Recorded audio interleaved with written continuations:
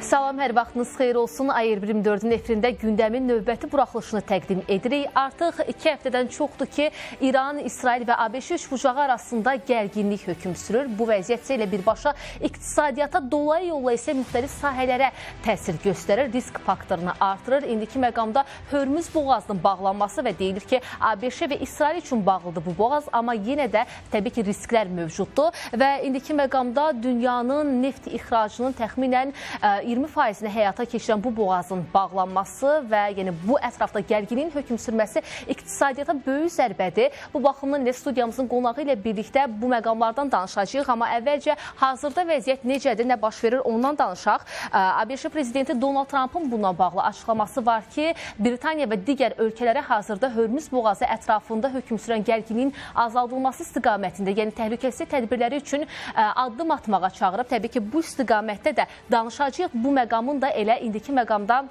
siyasi baxımdan artan gərginliyin iqtisadi baxımdan bu cür risk faktorunun artırılmasına təsirləri var. Təbii ki, bundan da danışacağıq. Eyni zamanda yəni Abbas Araqçının da bir açıqlaması var. Bununla bağlı da qeyd olunur ki, məhz Hörmüz boğazı ABŞ və İsrail üçün bağlıdır. Digər dövlətlər bu boğaz vasitəsilə ixracı təmin edə bilərlər, neft daşınmalarını həyata keçirə bilərlər, amma indiki məqamda digər dövlətlər bir qədər çəkinir bu addımı atmaqdan, çünki risk faktoru var və belə olan halda təklif azalır və qiymət artır. Bu isə neftin qiymətini artırır. Müharibə başlamamışdan öncə 60-70 dollara təklif olunan neft indiki məqamda neftin qiyməti 100 dollarda keçir. Təbii ki, bu məqamlardan danışacağıq studiyamızın qonağı ilə birlikdə. Xoş gördük Elçin bəy. İndiki məqamda dedik artıq bir sıra məqamlarla bağlı xəbərləri, ilkin informasiyalara təqdim etdik. Hörmüz boğazı ətrafında gərginlik hökm sürür və elə ilk sualımı sizə ünvanlayacağım. Məsələ qrafik təsvir vasitəsilə. Artıq Hörmüz boğazının müəyyən bir müddətə bağlanması iqtisadiyyata böyük zərbə hesab edilir və indiki məqamda elə bu qrafik təsvirdə də Hörmüz boğazının müəyyən bir müddətə nə qədər vaxt bağlı qalmasının nə qədər ziyana, itkiyə səbəb olacağı ilə bağlı burada məqamlar qeyd olunur. Bundan danışmağınızı istəyəcəm ki, indiki məqamda Hörmüz boğazı nə qədər bağlı qalarsa, bu dünya iqtisadiyyatı üçün yəni müəyyən bir pul itkisinə, məbləğ itkisinə səbəb ola bilir. Sizdən eşidək, buyurun. Təbii ki, Hörmüz boğazının bağlı qalması Rəqsanə xanım, bu siyasi hadisələrin, yəni birbaşa ABŞ ilə İran arasında, o cümlədən onların tərəfdaşları arasında aparılan müharibənin nəticələrindən asılıdır. Onun nə dərəcədə tez effekt verməsindən, nə dərəcədə uzanmasından asılıdır. Bu barədə hələ ki qeyri-müəyyənlikdir. Müxtəlif mesajlar, bir-birinə zidd mesajlar eşidirik və bu uzandıqca bu bağlı qalacaqdır. Əsas məsələ orada kimin bağlı saxlamasıdır. Məsələn, ilk olaraq elə proqnoz edilirdi ki, ABŞ Hörmüz boğazını İran üçün bağlayacaqdır və təbii ki, digər tərəfdaşlar üçün açıq saxlayacaqdır. Çünki ABŞ-nin dənizdə üstünlüyü var, hərbi üstünlüyü var. Amma tərsinə oldu. İstənilən halda dənizdə üstünlüyə baxmayaraq, boğaz indi təkcə deyək ki, görünür, gəmilərin vasitəsilə nəzarətdə saxlanılır, başqa yollarla saxlanır və İran nefti başqa adlarla, başqa gəmilərlə, başqa formalarda, yəni oradan daha çox daşınır və İran deyək ki, digər gəmilərin əksinə orada hərəkətinə, tankerlərin hərəkətinə məhdudiyyət yaradır. Yəni, məsələ hələ ki, vəziyyət tərsinədir. Gələcəkdə bu yenə dəyişə bilər. Yəni, bu sırf qüvvələrin nisbətindən asılıdır. Amma hələ ki, burada qüvvələr nisbəti hələ ki, bir neçə gündür belə stabil olaraq belə qalıbdır. Nə qədər belə stabil qalacaq, nə qədər dəyişəcək, təbii ki, biz bilmirik. O cümlədən verilən mesajlardan da var ki, bəzi mesajlar var ki, ABŞ təslim olub geri çəkiləcəkdir Afqanistandakı kimi. Bəzilərindən var ki, yox, geri çəkilməyəcəkdir. Daha çox deyək ki, oraya qüvvə cəlb edəcəkdir.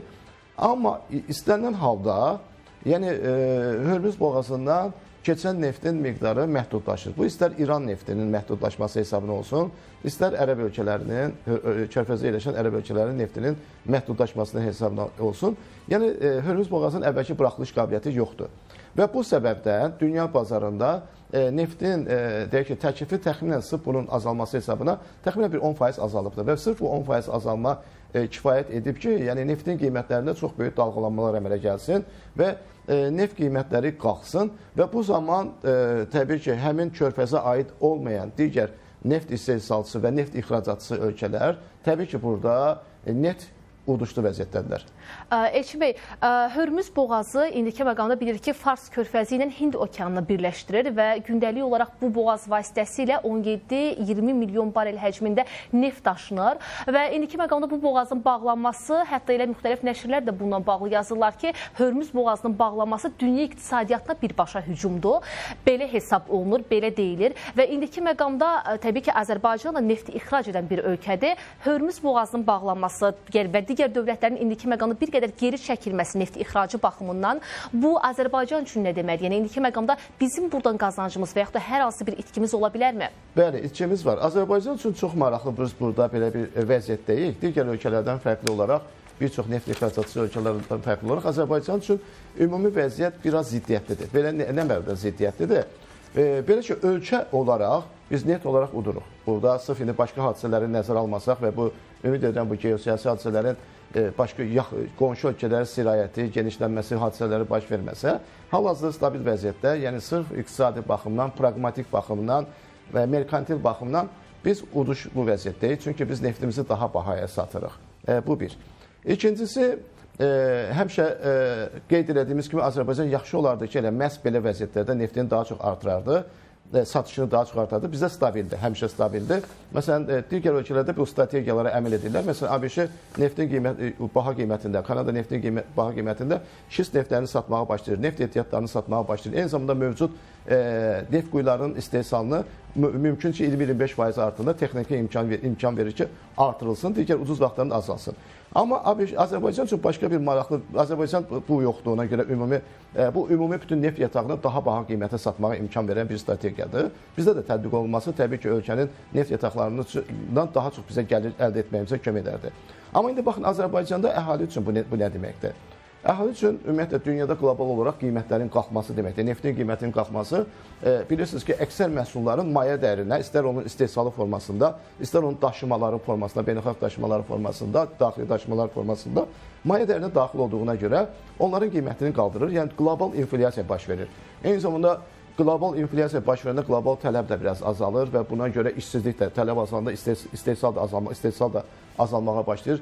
Qlobal işsizlik, qlobal üdəmənin aşağı düşməsi və qlobal inflyasiya baş verir bu fonda və belə bir fonda bizim idxal etdiyimiz məhsulların da qiyməti artır və bu zaman bizim istehlakçının, bizim vətəndaşın xərcləri artır.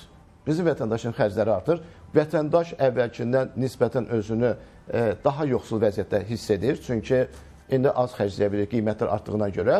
Ölkənin gəlirləri artmasına baxmayaraq, təbii ki, gəlirlər neft fondunda toplanır və iqtisadiyyata daxil olmur. Çünki neft fondunun 3 müqəddəs vəzifəsindən biri elə yeganə düzgün icra edə bildiyi vəzifəsi də onu neft pullarını iqtisadiyyatdan təcrid etmək funksiyasıdır və onu çox effektiv icra edir. Yəni, artan neft varsa da o fondda toplanır, birbaşa iqtisadiyyata girmir və biz onun müsbət təsirini görmürük vətəndaş olaraq, amma mənfi təsirini görürük.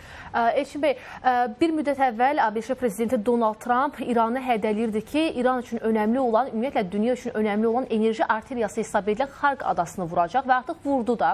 Və indiki məqamda Hörmüz boğazı da bir tərəfdən bağlanır və digər daşıyıcılar burada neftlərini ötürməkdən, ixrac etməkdən çəkinirlər və bir məqamda var ki, Qətər buradan maye qazını da ixrac edir böyük hissəsini və indiki məqamda bir növ yəni dalana dirənir yəni dünya iqtisadiyyatı və bu baxımdan indiki məqamda əgər bu müharibə daha çox davam eləsə və enerji infrastrukturları, mühüm ərazilər bombalansa, vurulsa, bu dünya iqtisadiyyatı üçün, inflyasiya üçün nə vəd edir? Yəni irəliləyən dövrdə biz hansı mənzərəni müşahidə edəcəyik dünya iqtisadiyyatı baxımından? Burada iki cavab var. Birinci cavab odur ki, təbii ki, həmin Körfəz ölkələrində istehsal olan neftə, o cümlədən oradan Hörmüz boğazından ixrac olan neftə alternativlər var. O cümlədən elə Körfəz ölkələrindən biri, ən böyük neft istehsalçısı, o da Səudiyyə Ərəbistanı, neftini deyək ki, Körfəz vasitəsilə deyil, Qara dənizə onun, Qırmızı dənizə üzr istəyirəm, onun neft kəməri var. Qırmızı dənizə neft göndərməklə biraz daha uzun olur, biraz daha bahaya başa gəlir, amma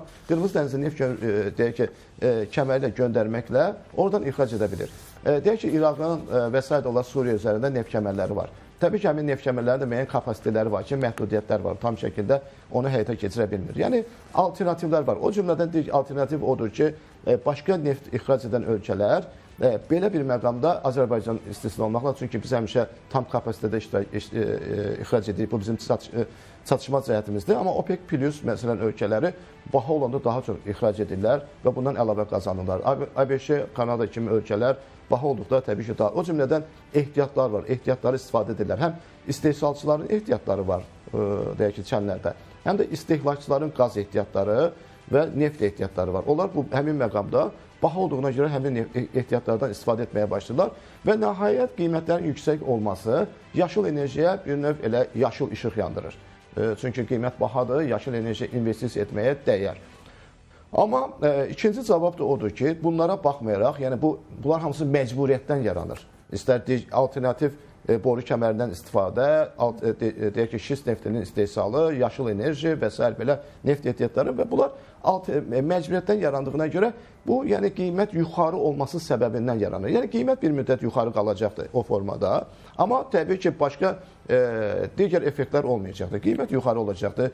Yüksək neft qiymətləri, deyək ki, yüksək də digər məhsulların qiymətini, yəni inflyasiya vəd edir. İnflyasiya da eyni zamanda qlobal istehsalın ÜDM-nin artımının aşağı düşməsini vəd edir və müəyyən qədər işsizlik vəd edir. O cümlədən tək Azərbaycan üçün yox, elə qlobal istehlakçı üçün bütün qiymətlərinin, o cümlədən ərzaq qiymətlərinin artmasını vəd edir. Çünki ərzaqın da istehsalında dizel çox istifadə olunur, daşınmasında çox istifadə olunur. Ərzaq çox tutumlu bir şeydir və ona görə hər kiloqramın daşınmasında da bu çox istifadə olunur və ərzaqın da qiymətinin artması bütün dünyada ilk növbədə yoxsul təbəqəyə daha çox təsir edir. Çünki yoxsul insanların istehlak səbəbində faiz etibarilə ərzaq daha çox paya malikdir və o baxımdan qlobal yoxsulluq deyək ki, artacaqdır. Bax, bu ona da təsir edir. Elçin, son sualımı da vermək istəyirəm. Bilir ki, ABŞ hazırda İran ətrafında enerji infrastrukturları baxımından bir növ hegemonluğu ələ alıb və indiki məqamda da deyilir ki, ABŞ Hörmüz boğazı ətrafındakı gəmiləri müşahidə etmək üçün beynəlxalq koalisiyada yarada bilər və indiki məqamda bir yəni xüsusi istiqamət də var ki, Rusiya-Ukrayna müharibəsi səbəbini bilir ki, artıq 4 il müddətindədir ki, sanksiyalar tətbiq edilir və artıq həmin sanksiyalarda burada İran tərəfindən yaxın şərqdə enerji infrastrukturları vuruldu və bu baxımdan da artıq Rusiya-Ukrayna müharibəsində bir fərqlilik müşahidə edilir. Yəni bu istiqamətdə olan sanksiyalar da bir növ aradan qaldırıldı. 4 ildən sonra bu addım atıldı. Və indiki məqamda bu cür addımların atılması iqtisadi baxımdan dedik ki, irəliyən dövrdə böhran riskini daha çox artıracaq və önəmli olan Hörmüz boğazı, Xarq adası bu istiqamətdə təhlükə daha çox artır və investorlar neft daşınmasını həyata keçirən şəxslər geri çəkilir və qiymət də artır. Və belə olan halda mən əsasən ərzaqların adlarını sadalamağınızı istəyəcəm ki, hansı növ məhsulların qiymətində biz irəliyən dövrdə artım müşahidə edəcəyik? Bununla da yekunlaşdıraq, buyurun. Bəli, biz balaca bir xırca giriş vereyim. Yəni, Hörmüz boğazının istər ABŞ-nin, istər İranın tam şəkildə əlinə keçməsi, nəzarətinə keçməsi işi biraz yüngülləşdirir. Çünki İran da tam nəzarətinə keçsə belə, o artıq məsələyə kontrol edəcəkdir. Digər ölkələrin deyək ki, neft tankerlərini öz şərtləri ilə buraxacaqdır. ABŞ-nin əlinə keçərsə, o da öz şərtləri ilə əksər deyək ki, neft tankerlərini buraxacaqdır. Yəni, buraxılış qabiliyyəti hər iki halda qismən bərpa olunacaqdır. Qismən artacaqdır. Qaldı ərzaqlara. Bəzi ərzaqların çəkisi çoxdur və onların hasilə gəlməsində dizel çox istifadə olunur və gübrələr çox istifadə olunur. Məsələn, bura ilk növbədə buğda və bütün taxıl bitkiləri daxildir. Bütün taxıl bitkilərini istehsal olunarkən onlara daha çox, digərlərindən daha çox gübrə verilir. O cümlədən deməli taxıl bitkilərinin biz proqnoz edə bilərik ki, maye dəyəri qlobal iqtisadiyyatda artacaqdır. Eyni zamanda onların həm də çəkisi ağır olduğuna görə, onlar böyük hissələrdə daşındığına görə, onların daşınmasında da, çünki taxıl belədir ki, adətən çox az ölkələrdə istehsal olunur və digər ölkələr ixrac olunur böyük miqdarlarda. Ona görə o da təbii ki, onların maye dəyərinə ciddi şəkildə təsir edəcəkdir. Taxılda artacaqdır. Taxıldan başqa eyni zamanda bu ət və süd məhsullarının istehsalında da müəyyən qədər istifadə olunur bu daşınmalarda. Taxıl qədər olmasa da və tərəvəzlərdə də tərəvəzlər, ətdir, xüsusən də günəbaxan yağında çox istifadə olunur. Çünki günəbaxanın özünün istehsalında gübrələrin və yığımı zamanı dizelin çox istifadə olunur. Yəni biz hesab etmək olar ki, onların qiymətində daha çox artım olacaq. Təşəkkür edirəm Elçin bəy, studiyamızın qonağı olduğunuz üçün və gündəmin əsas müzakirə mövzularından bəhs etdiyiniz üçün və indiki məqamda bilirik ki, ABŞ, İran və İsrail üçbucağı arasında gərginlik hökm sürür, dünya iqtisadiyyatına hücum kimi qiymətləndirilir bu addım və indiki məqamda nə qədər davam edəcəyi bəlli deyil, amma birbaşa iqtisadiyyat və dolayı yola logistika eyni zamanda digər sahələr hədəfdədir. Hələlik çatdıra biləcəyimiz informasiyalar bu qədərdir. Gündəmin efirini izlədiniz, yəni gündəm verilişini izlədiniz. Çatdıra biləcəklərimiz bu qədər. Sağ olun, salamat qalın.